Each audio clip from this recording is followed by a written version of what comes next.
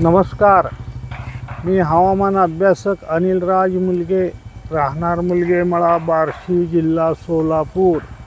दिनांक 24 नोव्हेंबर.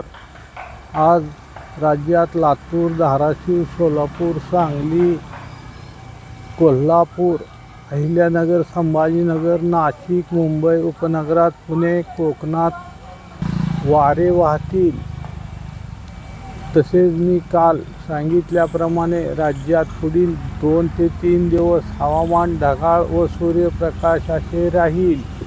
यापैकी काही ठिकाणी स्थानिक वातावरण तयार झाले तर त्या भागापुरता थोड्या वेळ तुरळक पाऊस पडण्याची शक्यता राहील असे सांगितले होते.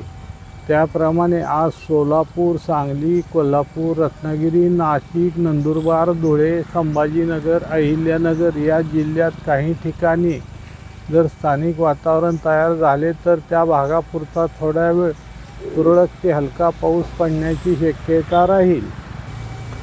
तसेच बेळगाव, सिंधुदुर्ग या जिल्ह्यात मध्यम ते मुसळधार पाऊस पडण्याची शक्यता राहील.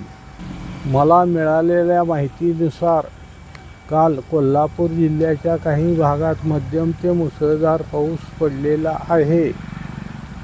तसेच आज श्रीलंका देशाजवळ एक कमी दाबाचे क्षेत्र बनत असून पुढे याचे डीप डिप्रेशन बनण्याची शक्यता असून याचेच पुढे चक्रीवादळात रूपांतर होण्याची शक्यता असून ते पश्चिम उत्तर दिशेस सरकत ओरिसा किनारपट्टी भागातून जमिनीवर येण्याची शक्यता दिसत असून जर असे झाले तर आपल्या राज्यात दिनांक 27 नोव्हेंबरपासून ढगाळ वातावरण तयार होण्याची शक्यता राहील व त्या अनुषंगाने पूर्व विदर्भातील काही जिल्ह्यात व पूर्व मराठवाडा विभागातील काही जिल्ह्यात तुरळक ते हलका पावसाची शक्यता निर्माण होऊ शकते.